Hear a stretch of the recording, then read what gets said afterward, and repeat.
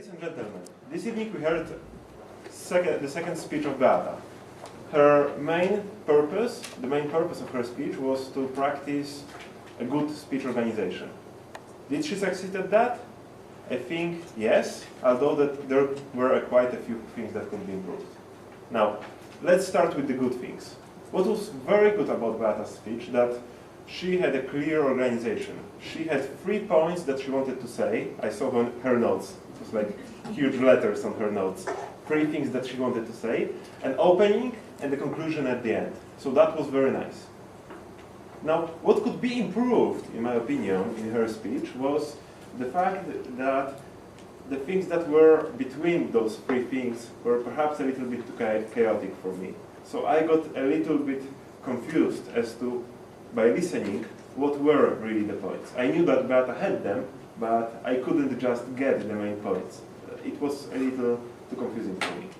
The second thing that could be improved was that the voice, and this I think relates to all the speakers today. We have more people than usual, and the voice should be louder, because my theory is that people at the end of the room don't hear us quite well when we're sitting here.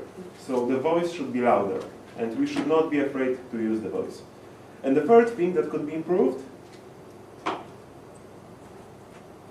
a tiny thing, just let me sit down before you start speaking. A thing that some speakers do, and this is they rush into the speech. Just give the audience some time to acknowledge you standing here. Just take a deep breath, make sure that everyone hears you, take a look around the room, see if your evaluator already sat down, and once everything is in place, start the speech. That way, the speech will be much stronger. Oh, and final thing, when back to the organization, when you start a speech, it's nice to use some powerful story at the start of the speech. In case of Beata, it was a story about smoking, about how she quit smoking.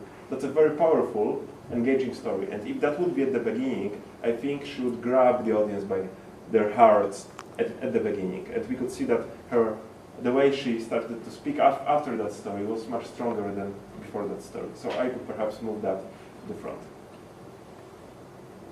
There were a couple more things that Beata did well, and I think we could learn from her. Most people, most beginners do this mistake, that they don't use enough stories in their speech. They just say, all right, if you want to make good decisions, then do this, do this, do this, do this, do this, do this, do this, do this. The audience ends up not doing anything because they don't remember that. It feels like a lecture, a boring lecture, because there are interesting lectures. What Beata did really good, she included an exercise in her speech. She included a story, a personal story, but also a couple of other stories in her speech. And she also included some concrete examples related to making decisions. And these kinds of things improve the flow of the speech and make the speech more interesting.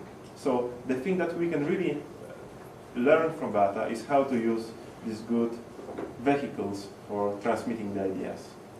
So, Toastmasters and Beata, thank you for the very nice speech.